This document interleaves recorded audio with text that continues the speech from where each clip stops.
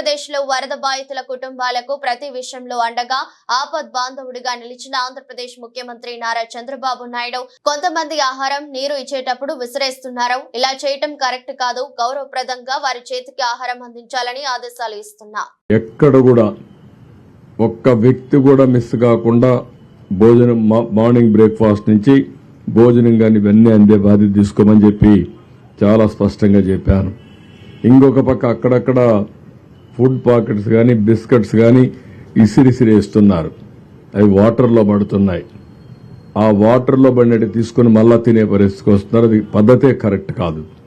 గౌరవప్రదంగా చేతికి అందజేసే బాధ్యత తీసుకోవాల్సిన అవసరం ఉంది. అందరికీ ఒకటే చెప్తున్నా, ఎక్కడ మీరు ఈ ఫుడ్ తీసుకుపోతే ఏదైనా సరే పళ్ళు కానీ బిస్కెట్స్ కానీ ఫుడ్ కానీ పాలు కానీ నీళ్లు కానీ చేతికి ఇచ్చే పద్ధతి నేర్చుకోండి. ఇది కంపల్సరీగా చేయాల్సిన అవసరం ఉంది. నిన్న ఈరోజు వాటర్లో దిగలేక కొంతమంది కూడా చేశారు, కానీ అది కూడా కరెక్ట్ కాదు. దీనివల్ల కంటామినేషన్ డిసీజెస్ వచ్చే పరిస్థితి వస్తుంది. అది కూడా చాలా స్పష్టంగా ఆదేశాలు ఇచ్చి ఇవన్నీ చేయొద్దని కూడా చాలా వరకు చెప్పాం.